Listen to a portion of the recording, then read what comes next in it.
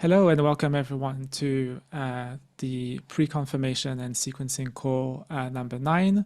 Today we have an exciting topic, which is credibly neutral collateral for the pre-confers. As you know, if you have a decentralized sequencing mechanism with pre-confirmation, there needs to be some sort of collateral so that if the pre-confer decides to renege on their pre-confirmations, they get financially slashed. And that then begs the question: what collateral do we want? And in order to achieve credible neutrality and for everyone to agree on collateral, really there's only one option, which is to use ETH. Unfortunately, ETH is not super collateral efficient necessarily. There's other options. There's LRTs, there's LSTs, there's also reputation. Some people might want to put forward their reputation.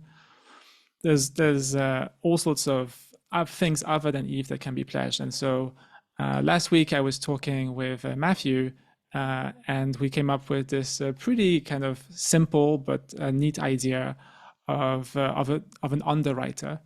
And Matthew has prepared a write-up and a presentation. And so, Matthew, the floor is yours to present all the details. Thanks, Justin. I'm going to share my slides real quick.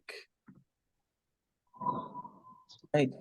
And then I'm going to post in the Zoom chat and on Telegram all of the links to the full write-up. All right. So yeah, well, let's start with a quick personal intro. So I'm M-Team. I've been a searcher for a few years in the MEV Boost ecosystem, and now I'm researching Ethereum. I recently joined as a co-founder at Spire Labs, and I'm working as the chief product officer currently. We're building a base app chain framework to enable developers to create base rollups, and we are planning to have native support for base pre-confirmations. We're also hiring, so reach out if you're looking for a job. That's not what we're here for. We're here for credibly neutral pre-confirmation collateral. So this idea, Justin gave a great intro, is just a smart contract that can be deployed on chain to facilitate the hosting of collateral from pre-confers. So first, a quick background. The fundamental constraint of proposer commitments is that proposers need to post some collateral. And this is before we have execution tickets or APS burn or something like that. And the reason for that is that proposers always have the option to self-build, which could mean they renege on their commitments. So we're going to make some assumptions for this post, which I think are reasonable to the kind of base pre-confirmations landscape right now. The first one is that only the proposer is making commitments for a given slot. No one else is involved. This is a kind of simplifying assumption, but should extend to like delegated pre-confirmations or things like that. And of course, there's only one proposer. And then all faults are attributable. So if the proposer does something wrong, then we know that they did something wrong, and that can be verified on chain for slashing or penalizing purposes. So here's kind of the problem. And Justin gave a great overview.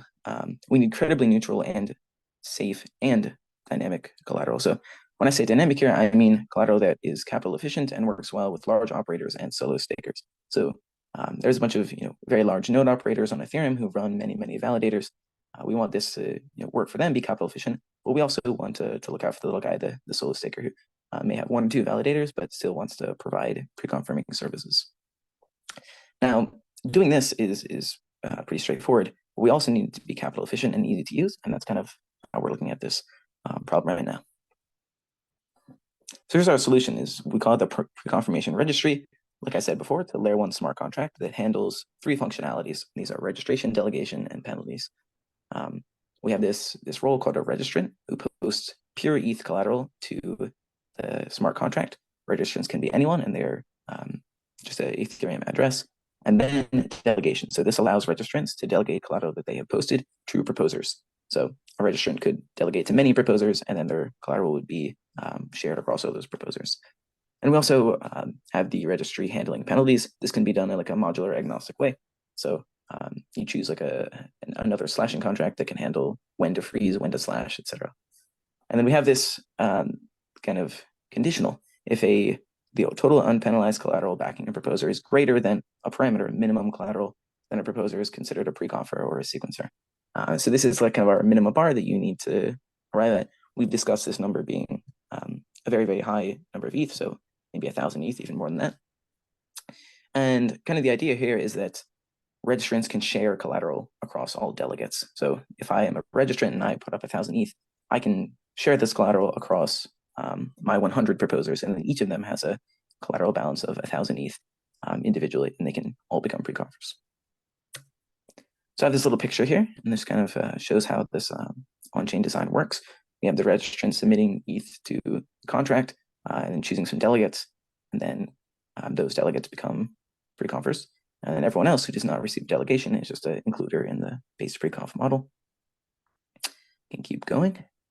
So like I said before, the on-chain construction is simple, but the off-chain construction, which is what just mentioned, the underwriter, is very important to this design, and ultimately is going to be what really makes this capital efficient for users and gets us some of our adoption.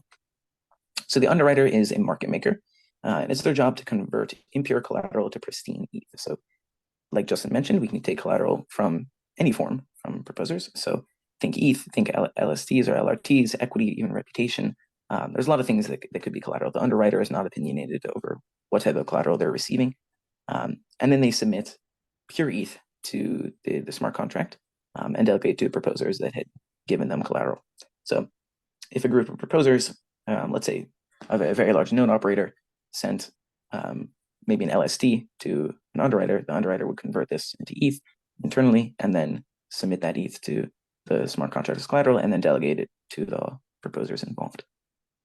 So we think this is pretty cool. The underwriter acts as a registrant when interacting with the on-chain contract. So they're this registrant role that we talked about earlier.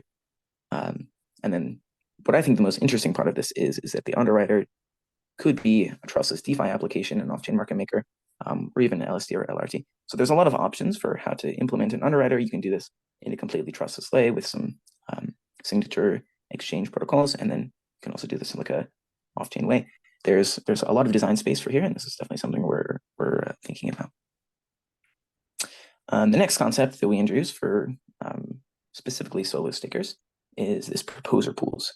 So proposer pools are formed from a trusting collection of proposers. So all the proposers trust all the other proposers in a pool, and then all restaking their ETH. So they restake to a underwriter or a smart contract, and that registers for them on the pre-confirmation registry, and then that gets them up to a minimum collateral balance, converting them all into preconfers. So this essentially allows a group of proposers to team up to reach the collateral balance that is required to become a preconfer. Now, of course, there's a problem where if one preconfer defects and does like a griefing attack and reneges on preconfirmations, then everyone is penalized for this. Everyone's collateral is penalized. So as a proposer, if I join a pool, I need to trust everyone else there. The way we can kind of disincentivize this behavior and make that trust like not such a high requirement, then we can have proposer pools also act as smoothing pools, which haven't seen a lot of adoption so far, but the code is out there for that. And that just means redistributing all rewards to every proposer in the pool. So if there's an execution layer rewards for a very high MEV block that would occur because someone reneged on preconfirmations, then the rewards from reneging would be redistributed to all proposers. So instead of one proposer having the right to renege and then keeping all the profit for themselves, we just allow any proposer to make that choice on behalf of the entire pool. So this is kind of like the short-term thing. But once we have DVT matured and a max EB increase, then we can have all proposers just become one validator with DVT and then combine their ETH together through the max effective balance change to something more than minimum collateral. So if max EB is changed to 2056 ETH, then proposers could just become a single validator and just do a single registration there. It's kind of a natural evolution and very compatible with the rest of the system. So here's kind of the picture for this side of things. Our operators submit their non-ETH collateral. So, well, it could be ETH, I guess, but it doesn't have to be. It could be, like I said, an LSD, reputation, things like that. Underwriter converts this to ETH and sends it back up to the preconfirmation registry. The proposer pool has a group of proposers all restaking their ETH. So they have this like form of collateral called restaked ETH, which is not quite as pure as ETH, but it's getting there. And this can be converted to ETH through an underwriter, which can also be done like a smart contract on Ethereum. So here's our number one parameter, and I talked about this before, but it's this minimum collateral thing. So Jonah had a great post about setting honest users set like requirements for pre-confirmations. This we kind of want to extend this idea. So setting minimum collateral ex ante, so before we know what pre-confirmations are going to look like, may lead to inefficiency. Because, for example, a user, a very small user who just wants to send some ETH to their friend, doesn't have to have thousands of ETH backing their pre-confirmation. They don't need that, and quite frankly, they shouldn't have to pay for that. So the idea here is we kind of allow users to define what penalties they actually need for their collateral, and we go from there. Now, the caveat to that is that if we set minimum collateral to something low, then there can kind of be this choice where a proposer with very little collateral may become a pre-confer, but there's still a proposer with a lot of collateral later in the look ahead. So you have this problem where even though there's a lot of collateral available later in the look ahead, and a proposer who has less collateral will still get sequencing rights, and therefore that collateral that is available will not be used. This is also kind of inefficient, especially for people who need a lot of collateral. So yeah, this is an open question, and we're definitely accepting input on this. You can message me on Telegram. We can chat about this. All right, that's it. It's pretty simple. Like I said, Spire is working on this stuff. We plan to play a big role in the implementation and further research on this subject. We want to look into being an underwriter, into playing some of these other roles in the ecosystem. And that's it, yeah. So you can contact me at mteam.space, and my Twitter is mteamislit. Thank you. Amazing. Thank you, Matthew. I guess we can open up for questions. Yeah, I had a quick question.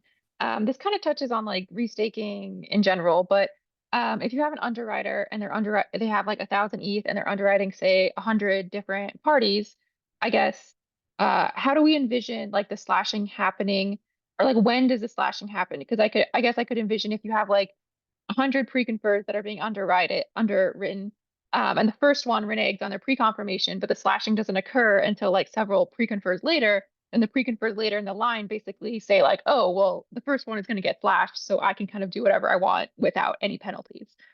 So I don't know if you've given any thought to that. Yep, thank you. So you can find the answer to this question in the full wrap.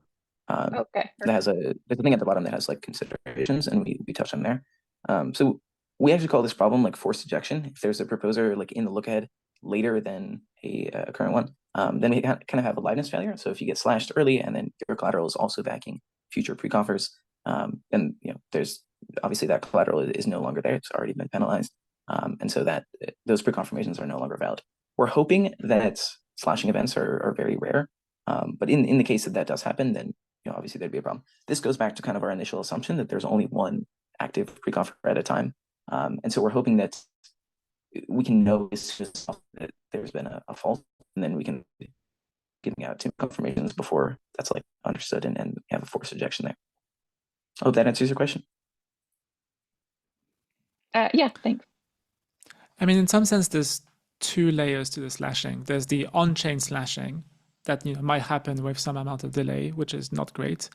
But what is a slashing? Basically, it's acting upon a fraud proof. And this fraud proof can be gossiped with extremely low latency in the peer-to-peer network.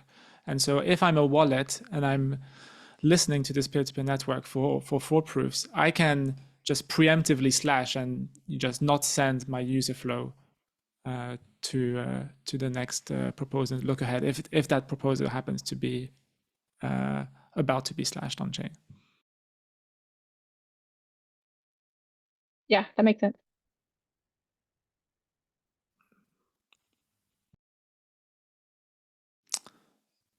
Any other question? I have another question. Sorry. Going to the underwriter, could you kind of explain, like it makes sense that someone wants to stake their reputation, like that totally makes sense. I guess I'm a little bit unclear about how the underwriter would take that reputation and turn it into ETH. So like, I guess they would then just have to front the ETH, and then they would have some like smart contract that says like, oh, this reputable person is staking their reputation. I guess, is that the correct understanding of how like the reputation turns into pure ETH? Yep, exactly. So the underwriter in this case would, let's say, be an off-chain market maker, and they would convert reputation to ETH on behalf of maybe a large staking protocol or something like that. Okay. it's definitely, it's like a very trusted relationship, because obviously there's a lot of collateral Yeah. online here.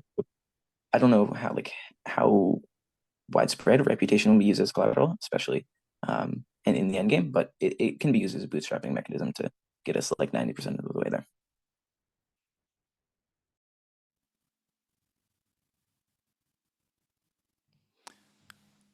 I mean, one concrete example could be, for example, Ladislaus, who's on this call. Like, his reputation is probably worth more than 1,000 ETH, and so someone could be willing to put forward 1,000 ETH and trust Ladislaus to not cause a fault.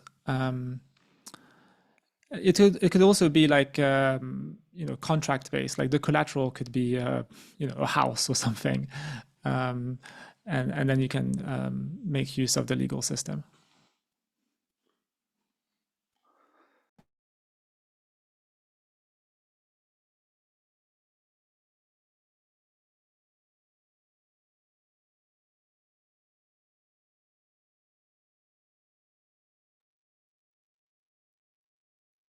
Maybe this is beyond the scope, and maybe I'm just not understanding it fully, but how do you guys sort of size the amount slashed?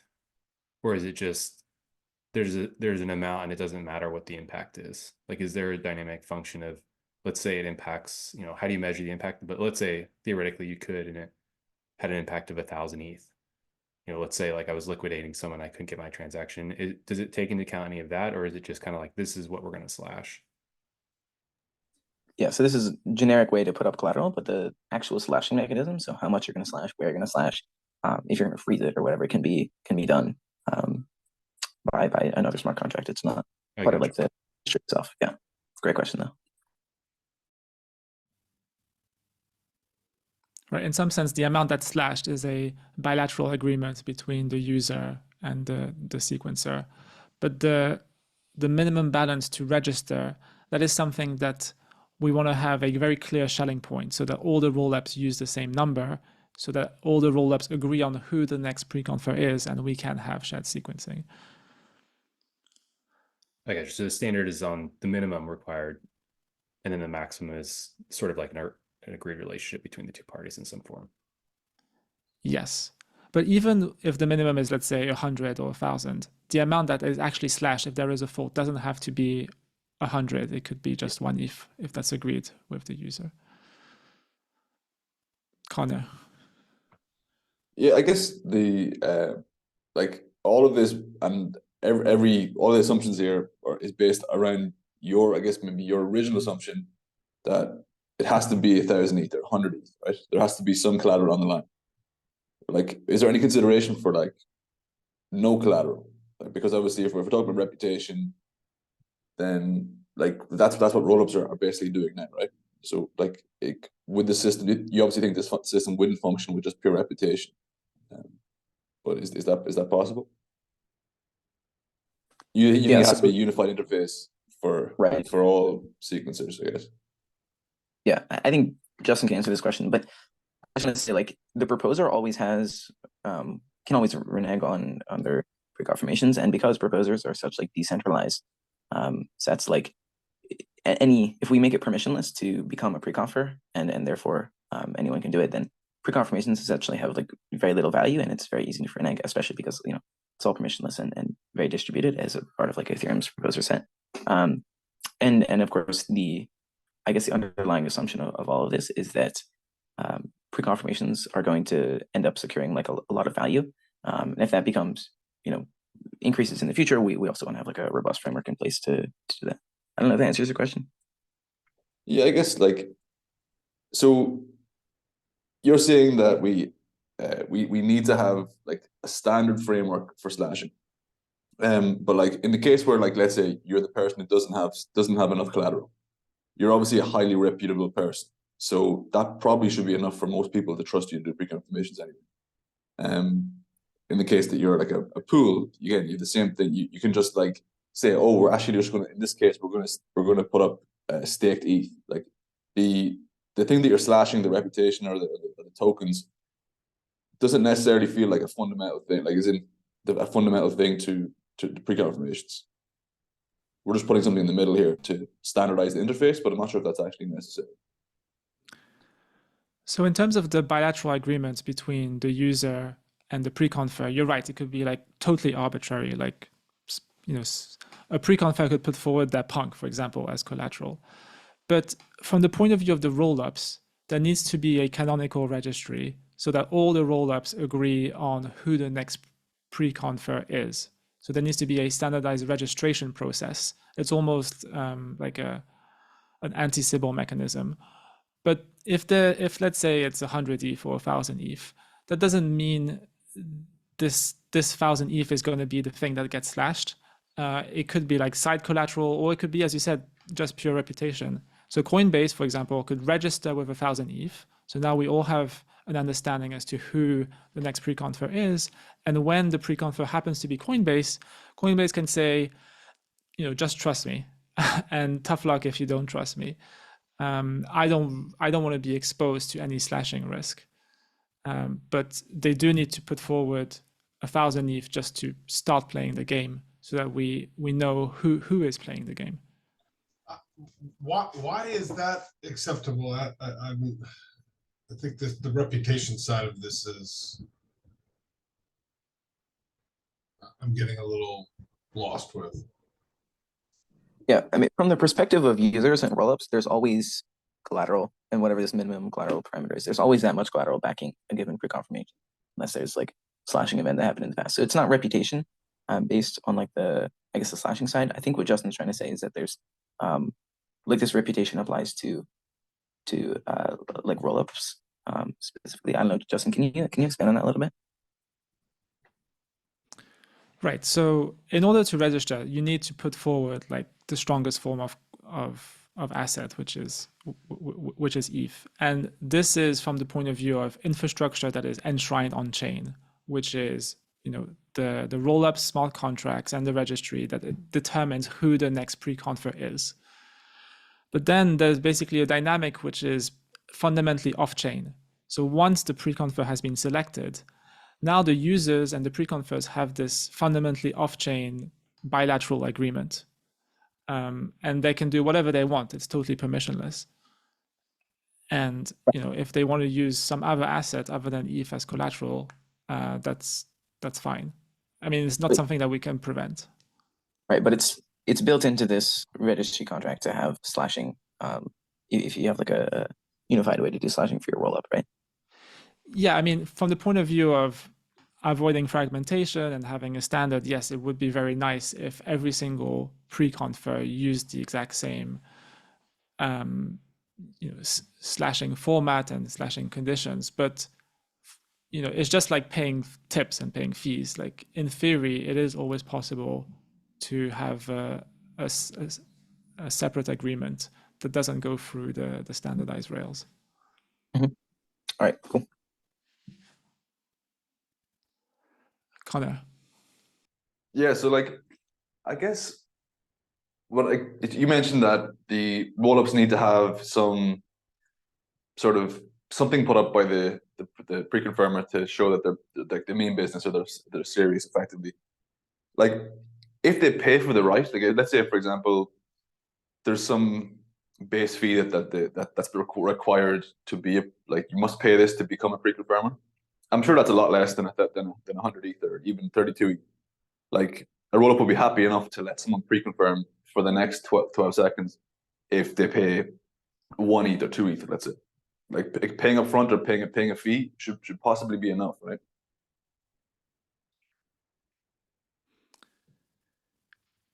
Yeah, that's interesting.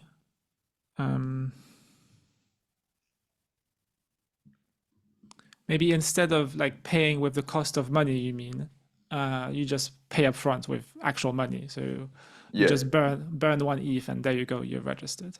You're taking the risk that people won't send you pre-confirmations, but I guess you would probably only pay in the long term if you're, it's a bit like execution tickets, but potentially without needing execution tickets.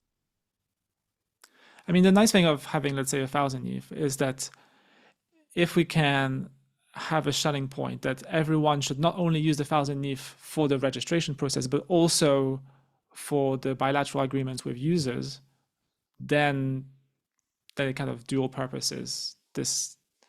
this, and it's actually maybe more efficient, right? Because you don't burn the 1 ETH. So in some sense, the 1,000 ETH is quote fundamental, and so you might as well dual purpose it as both registration, anti-Sybil mechanism, but also as a slashing collateral in the case of a fault.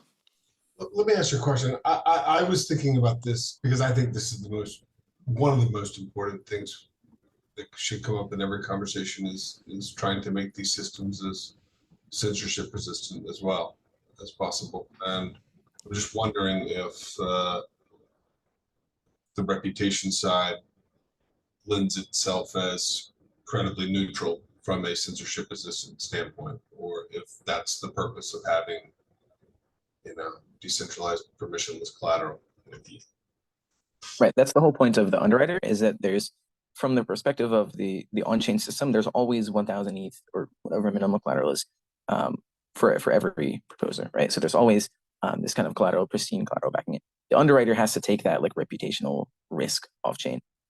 If we do something like Justin suggested, where there's like these almost out of protocol agreements for reputation after the registration and then like selection phase is over, then yeah, that wouldn't be maximally incredibly neutral. But there's ultimately nothing that the users can do to, if they want a preconfer, then they have to go to the preconfer. So the preconfer is enforcing that. Then it's just social consensus to avoid that. But there's no, there's always 1,000 ETH on chain backing your preconfirmations anyway.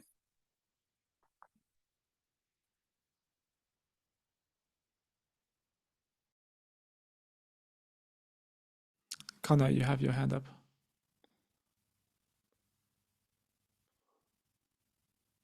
So I guess that's probably just a legacy hand. Sorry. Sam, did that answer your question? So in some sense, for censorship resistance, we want to have like a very diverse set of preconfers. Now, if the barrier to entry to becoming a preconfer is 1,000 actual like pristine ETH, then that might artificially increase the barrier to entry. But then we have this idea of using underwriters that can do the translation between non-pristine ETH and pristine ETH, so that if for example Ladislas comes forward and he doesn't have 1,000 ETH, but his reputation is worth 1,000 ETH, then now he can become a preconfer. And so Ladislas is adding to the decentralization of the set of preconfers, and it's improving censorship resistance. Yeah, thanks, Justin. The other side of this is the proposer pools, right? So if there's a solo sticker who doesn't have a lot of reputation, but they still have their 32 ETH, they can use it. They can also get their teaming up with other proposers. Yeah, I just figured that, I mean, in a sense, like, it's a little bit like with a hedge fund or a mutual fund, right? Like, you want to invest money because you have this great idea, but you don't have the assets. So you go out and say, hey, give me your assets and I'll go and do this work for you, right? And then I'll return you the returns. Like, my guess is that you will have a lot of pooling that will lower that threshold such that you don't need to have reputation, but I could be wrong.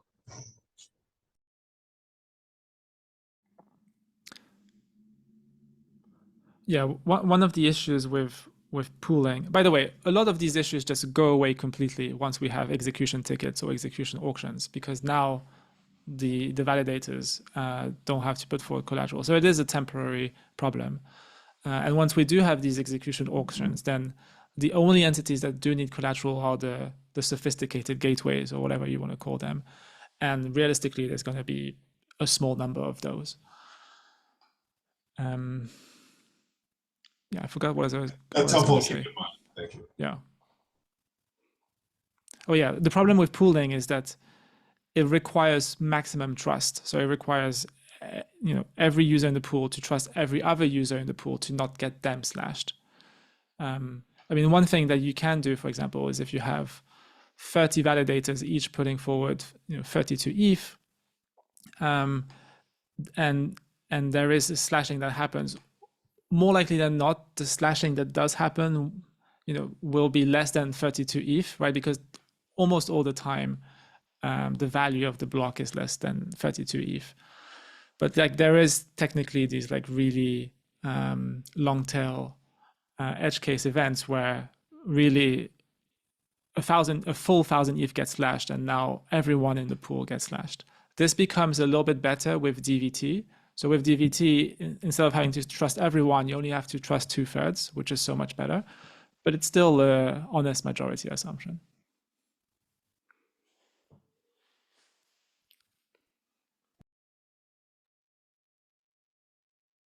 Speaking of execution tickets, I was actually thinking kind of differently. So instead of this kind of problem going away with execution tickets, I could almost see a similar paradigm arising with execution tickets where you have these underwriters and these pools that allow, like solo stakers to pool together to like purchase an execution ticket.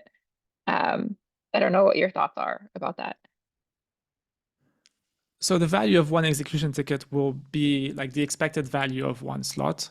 And that's on the order of 0.1 ETH, at least today. And it should go, well, it's hard to predict if it will go up or down, but my guess is that it will go down for various reasons. And so like purchasing a ticket is 10,000 times easier, I guess, than putting forward 1,000 ETH. Makes sense.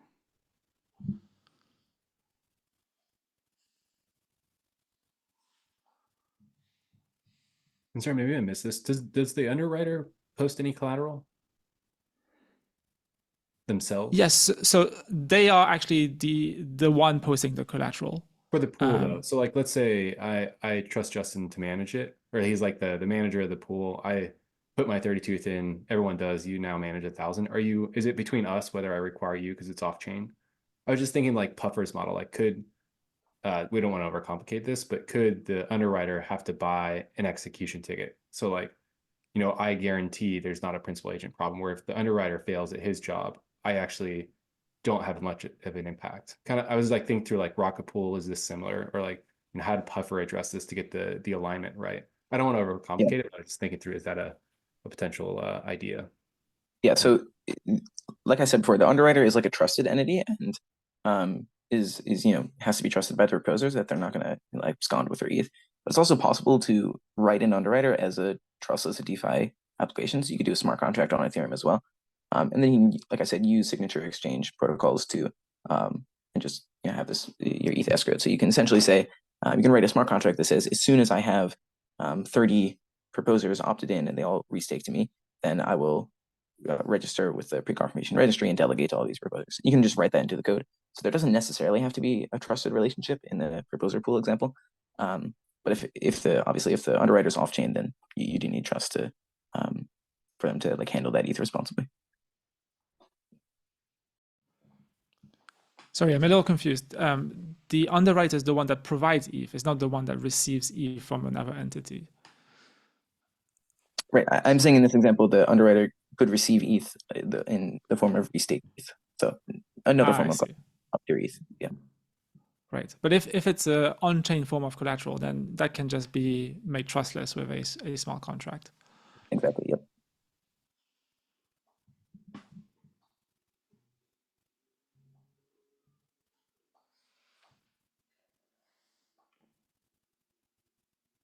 So I guess one example could be like I have a punk which is worth 1,000 ETH, more than 1,000 ETH.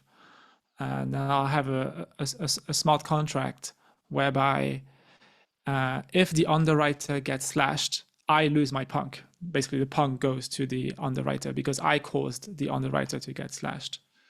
And so now the underwriter who's lost 1,000 ETH, they can take my punk, sell it, and recover their 1,000 ETH. And all of that is trustless.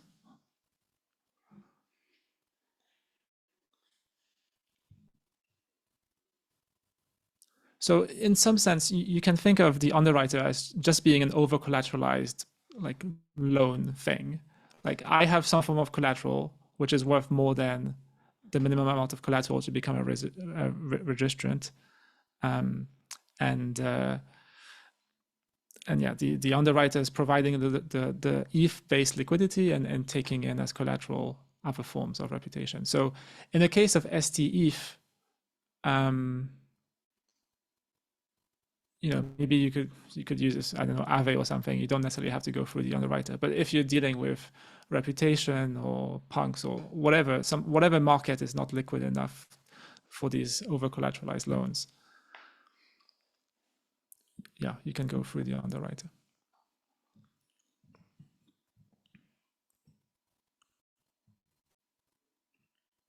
Matthew, you mentioned that the registrant can delegate to many proposers. So you highlighted this one too many. Just as an example in my head. So I would have thought maybe we have a proposer pool, let's say, in just its examples, 30 solo stakers putting up 32 ETH collateral through by the means of an underwriter. So they become a registrant as a pool. That's my current understanding. But let's say they operate 60 validators in terms of proposers. So they would delegate, in my understanding, their the one registrant to 60 proposers. Is that sort of right in this one to many what you're thinking, or is there like a larger design space? Yep, exactly. So the registrant can delegate it to as many proposers as they'd like. It's just any proposer that they delegate to. If that proposer does a fault and ends up getting penalized or slashed, then the registrant's collateral would be slashed as well. So I think the registrant is easiest to think about is like kind of the manager of a pool of proposers, and they just are kind of like a logical entity to think about this collateral here. I will note that the like kind of delegation mechanics are like very flexible. You can do delegation off chain through signatures. You can do delegation through like you can change your delegation over time. So if I wanted to add a proposer after a certain number of time, I could use a smart contract to like have a release of a transaction in the future.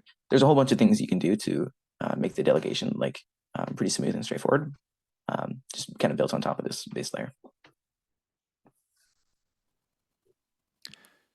Matthew, you mentioned that the exact slashing conditions can be programmable and you can use a smart contract. But we do need to make sure that there isn't basically an attack vector where a registrant just delegates to every single proposer and configures their slashing contract to be the never slashable contract. Because then basically now you have a bunch of proposers who don't even know that they're proposers, pre-confers that don't even know they're pre-confers, and you defeat the anti-Sybil mechanism. So I think maybe one possible solution here is that there's always at least some default or standardized way to slash if you do delegate.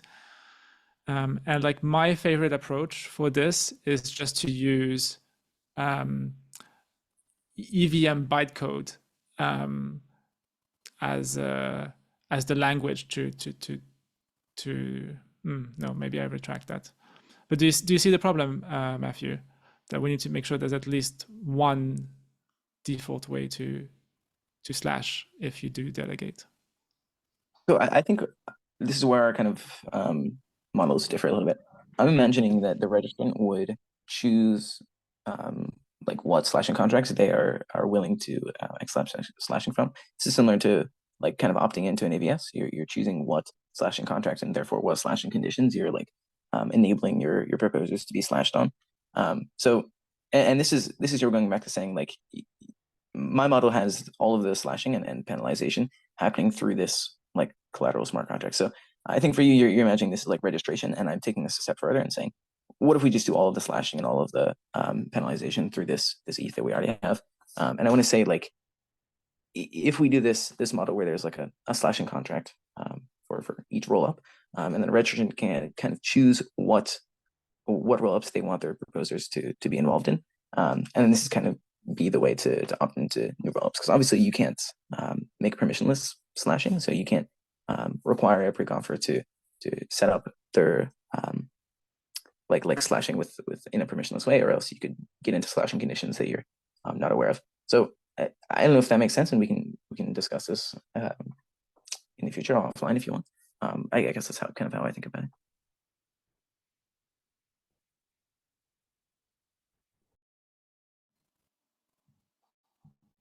Right. So you're thinking of having the slashing and the registration be all in one place, and I think that that makes sense. But we want to make sure that if I'm a registrant and I delegate to someone, that the person that you've delegated to can actually slash the registrant. Because if they can't, then now the registrant can just DOS the system by delegating to everybody, none of which are actually slashable. Right. So I guess what you're saying is you can get to minimum collateral without choosing any slashing conditions. And this means that you have gadget Yes. collaterals, but the collateral doesn't actually mean anything. This is where I think I disagree. I think minimum collateral is like how you determine what a pre-confer is, but it's up to every rollup to know if a proposer or a pre-confer has opted into their slashing conditions. So let's say you could have a proposer that has a collateral balance of more than minimum collateral. If they are not opted into the slashing conditions of the rollup, then from the perspective of the rollup, they don't actually have any collateral. So I guess minimum collateral is like a shelling point, and in practice, should be, if you have more than minimum collateral and you're opted into a rollup slashing conditions, then that should be enough. Then hopefully all pre-confers are like almost all slashing contracts, whatever they feel comfortable with. So there's this like a dynamic of are you a pre-confer for a rollup? And the goal of this is to coordinate that all proposers are pre-confers like for the same rollup, and of course across multiple rollups. Does that answer your question, Amit? I mean, one thing that we do want to make sure is that every single rollup agrees on who the next pre-confer is, so that we have this notion of a shared sequencer. And right, so but we can't if decree, like, this can't be permissionless. We can't have it can't be permissionless for a new rollup to opt into like having their leader done by this program, or else they could have their own slashing conditions, and then there would be like their pre-confirmations wouldn't mean anything. They could of course still use a leader, but they wouldn't be able to offer base pre-confirmations. Right, so it's permissionless for a rollup to do whatever they want, but presumably there will be some shelling point, some standard, and we do want to make sure that this standard is reasonable. And I think it would be an unreasonable standard if it was possible to register and delegate and not be slashable in any way. Right. What I'm saying is that even if you do that, then the delegates that you have, let's say you have, I delegate to Justin, then Justin would have a lot of collateral, but from the perspective of the rollup, he would not be eligible to be elected. So the leader for each rollup might differ based on that, but of course that's an edge case and something they should be able to. If my rollups are all, let's say I have all of the optimism rollups, they all agree that you need to be opted into like the OP stack slashing conditions, then those can be the requirement to like interop with OP stacks. I guess it's the registrants can choose who they're going to delegate to, and then based on how they choose, this is what determines like the how we call this. And then there can of course be a minimum. So if you do want to opt into the slashing conditions of a rollup, or you want to reach minimum collateral, then you also have to meet some like minimum requirements. But I don't think the pre-confirmation registry should be like opinionated or permissioned on like what slashing contracts you can use. So that is a minor It shouldn't be detail. permissioned, but there should be at least one slashing condition. So the set of slashing conditions that come by default should be non-empty. I don't see why. I mean, it's okay if you have more than 1,000 ETH of collateral if it's just doing nothing. You wouldn't be considered. Well, no, because if you can literally delegate to all the validators, all million of them, with just 1,000 ETH, then you've just completely DOSed the system. Except that even though your delegation like exists and is on chain, and the collateral balance of these rollups is greater than 1,000 ETH, so they would be considered pre-confers in like the strictest sense of the term. Every rollup that's actually achieving interoperability and being like based and having the shared sequencer effect that you're mentioning, wouldn't elect these proposers.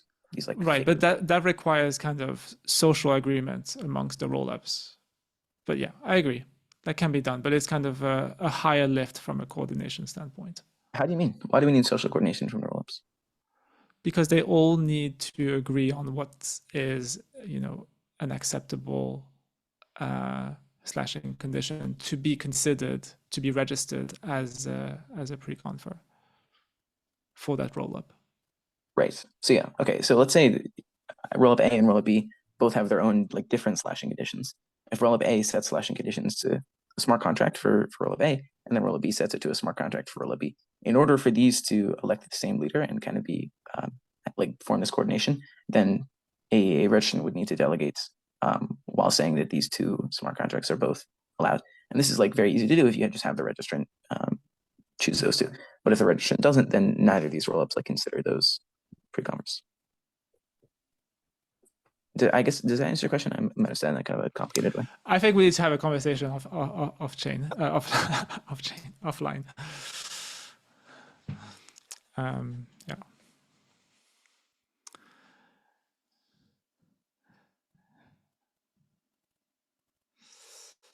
Any other questions before we move on to the private part of the conversation and close this public presentation?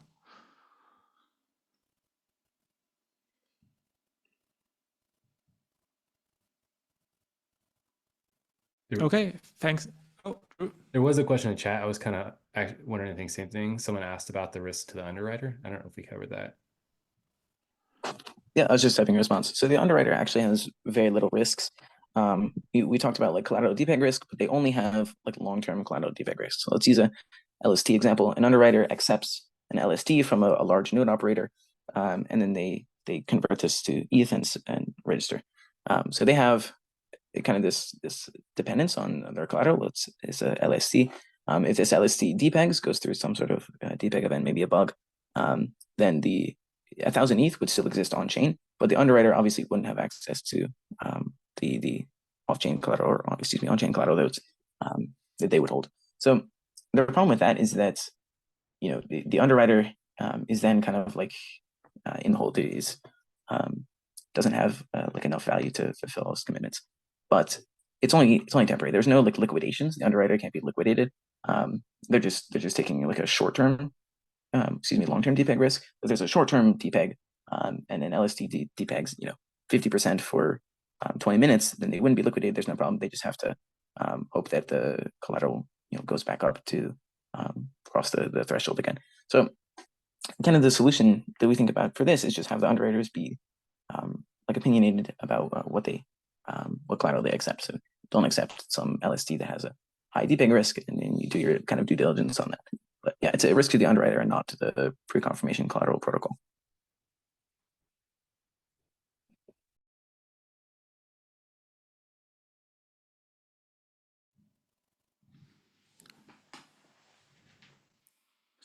Right, thank you. Any other questions before we close?